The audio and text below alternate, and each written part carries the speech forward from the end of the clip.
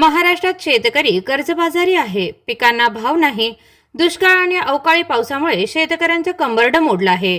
पण या गंभीर प्रश्नांवर उत्तर देण्याऐवजी आंदोलन झालेल्या जागेचे गोमूत्र टाकून शुद्धीकरण करण्यात काही लोक धन्यता मानत आहे.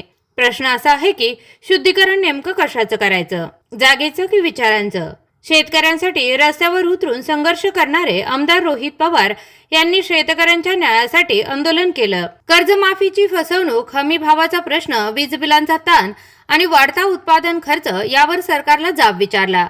पण त्या प्रश्नांची उत्तरं देण्याऐवजी आंदोलन झालेल्या जागेवर गोमूत्र शिंपडून शुद्धीकरण करण्याचा प्रकार समोर आला. म्हणजे शेतकऱ्यांच्या वेदना अपवित्र आहेत का?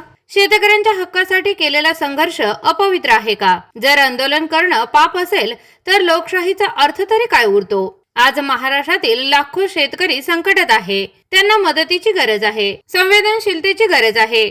पण त्यांच्या प्रश्नाकडे दुर्लक्ष करून प्रतिकात्मक राजकारण करण्यात वेळ वाया घालवला जात आहे. रोहित पवार यांनी स्पष्टपणे सांगितले आहे की शेतकऱ्यांच्या प्रश्नासाठी लढणं ते थांबवणार नाहीत. कारण हा संघर्ष कोणत्याही एका पक्षाचा नाही, तर महाराष्ट्राच्या अन्नदात्याचा आहे. गोमूत्र टाकून जमीन शुद्ध होईल कदाचित, पण शेतकऱ्यांविषयीचा दृष्टिकोन बदलल्याशिवाय व्यवस्था शुद्ध होणार नाही. शुद्धीकरण जागेचे नाही तर विचारांचे होणे गरजेचे आहे. तुम्हाला काय वाटतं? शेतकऱ्यांच्या प्रश्नावर चर्चा व्हायला हवी की अशा प्रतिकात्मक कृतींवर? शेतकरी मित्रांनो, काल जी आंदोलन झालं पंढरपूरमध्ये रोहित दादांचं, त्याला यश किती आलं, अपयश किती आलं, हा एक वेगळा भाग आहे किंवा त्याला काय काळ औषध आहे. परंतु ज्या पद्धतीनं काल पंढरपूरमध्ये आंदोलन संपल्यानंतर काय भाजपच्या मंडळीनं तिथं गोमूत्र टाकून त्या जागेचं शुद्धीकरण केलं, याच्या इतकी वाईट घटना देशभरामध्ये कधीही घडली नसेल. जर शेतकऱ्याच्या मागणीसाठी आंदोलन झालं आणि ती कुणी केलं, काय केलं, तो विषय फार महत्त्वाचा नाही. तो त्याच्यानंतर जी भाजप विचारसरणीनं जी तिथं गोमूत्र टाकून जो काही जागा शुद्धीकरणाचा जी त्यांचा मी व्हिडिओ बघितला, त्याच्यातून अक्षरशः किळस आली.